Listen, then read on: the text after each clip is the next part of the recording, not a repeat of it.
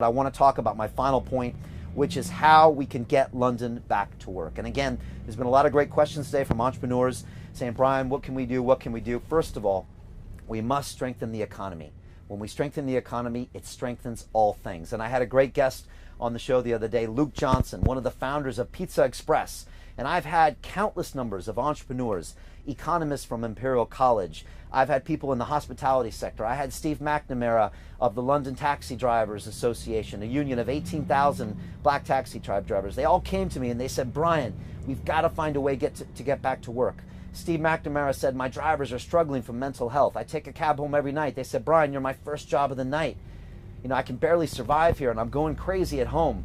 Got to find a way to get London back to work. And I agree with all these people. I had John Graham from the Theatres Trust that said, Brian, we can safely get our theaters back. I have a solution, but our government won't let us do it. I'm here to find solutions.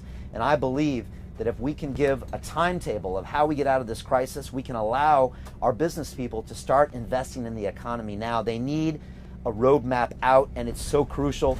And the truth is there are 6 boroughs in the capital right now: Newham, Haringey, Barnet, Brent, Hounslow, and Waltham Forest. They've all suffered a double whammy of the highest levels of furloughed workers here in the UK, and that's going to turn into unemployed workers unless we solve these issues right now with our economy. Again, this lockdown hurts the lower income areas worse than anything else, and it's the untold story, and it's something that we need to talk about right now. And Lambeth Council, where I am right now, recently an article says that it has, quote, one hell of a job coming, according to a leader there in the council, as it hears of a £42.7 million overspend following the COVID-19 response. We've got boroughs in this city that are struggling. And I'm literally on the ground right now in Lambeth, and they're suffering from a £43 million overspend because of COVID, and there's no end in sight.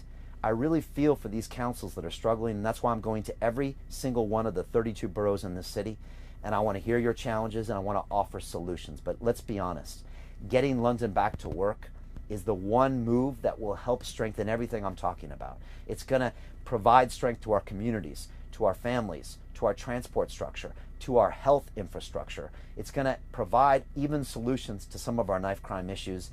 I have got 12 detailed policies that go in down to the letter of how we can solve these problems. But again, we've got to start with the economy, and that is the first thing we're going to do.